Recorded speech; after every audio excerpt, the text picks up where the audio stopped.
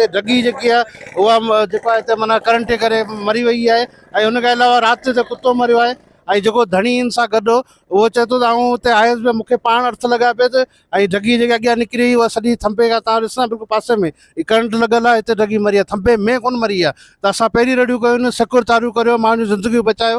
सुभाणे बरसातूं लॻी पियूं न त हज़ारे माण्हुनि जो नुक़सानु थींदो, उनजो ज़िम्मेदारु केरु हूंदो? असां वापडा एक्शन खे असां हिते डी.सी. खे हिते ज़िले इंतिज़ाम खां मुतालबो करियूं था फौरन जेको आहे थंभनि खे तारुनि खे सिक्योर कयो वञे इंसानी ऐं जेके जानवरनि जूं ज़िंदगियूं बचाई वञनि। ऐं उनखे अलावा हिन ग़रीब ऐं मिसकिन जेके हिन महांगाई दौर में जेका ढोर वठणु हिकिड़ो एज़ाब बणिजी चुको आहे, उन ढोर जेको नुक़सानु थियो आहे उनखे भरे न वञे। वधीक पुछंदा छा थियो आहे? अदा ये करंट लगो मुझो नालो सिकंदर चांगा जो सो आऊं करीमाबाद जो है। घर छोकरो जो ढगियो कायो आयो ये रोड मेन रोड ते शार्ट हुई जे वजह से जो ढगी किरी पे मुझे शार्ट में नंढड़े हथ वही डोड़ी विधो उनके भी शार्ट लगी है। जो सो हाँ आऊं मुलायम माण्हू हाँ मुझे जो 5-7 लाख रुपये नुकसान थो, जिम्मेदार केर है? जो सो मेन रोड ते जो सो दिसो पिया ता पान थंबे का बिल्कुल परे मेन रोड ता यार अला पनाडे मुझे भा सुभाणे वो मरी पया जो सो छा करिया हाणे मूंखे जो सो इंसाफ दिनो वने जो तो मूंसां हे वहिंवार कन ना त हाई कोर्ट में भी कोन छॾींदोसन। जो सो बिल्कुल माना मुझो नुकसान थियो ता दुनिया दिसो पिया वहिंवार जो सो वापडारा जो तो आहिनि ये ॾियनि जो उन्हनि जी नाअहलीअ करे जो सो मुझो नुकसान थियो। आऊं गरीब माण्हू आहियां जो सो आऊं गरीब माण्हू गाह करण लाइ वियो जो मुसां ही नुकसान जुल्म थियो आहे।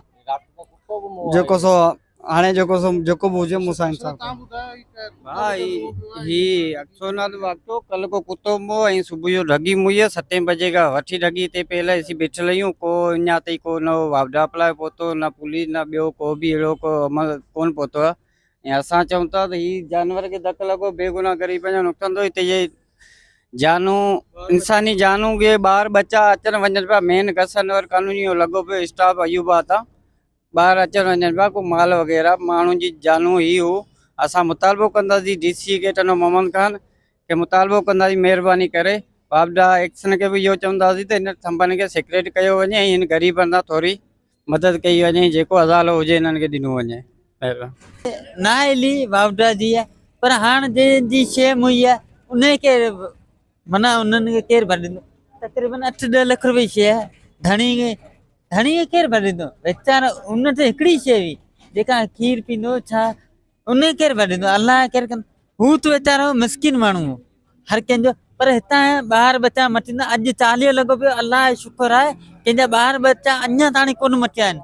जे मौलाइनि जा जे ॿार बच्चा मटी न त न्याणियूं सियाणियूं सभु हिते छांट में मरनि वा छा वापडा वारा एतिरा अंधा थी विया आहिनि? नाअहली वापडा वारनि जी आहे शइ वई आहे। हिते जे माण्हूअ जे छा 8-10 लाख रुपया माण्हू हो कंहिंजे हिकिड़े घर में खाइण वारो हो ठीकु आहे। उन पोयां बच्चा घणा हुआ? सना बच्चा आहिनि ठीकु आहे। हिकिड़ो कमाइण वारो सना बच्चा उन्हनि केरु कमाए खाराया? छा उन माई वञी कमाए खाराया?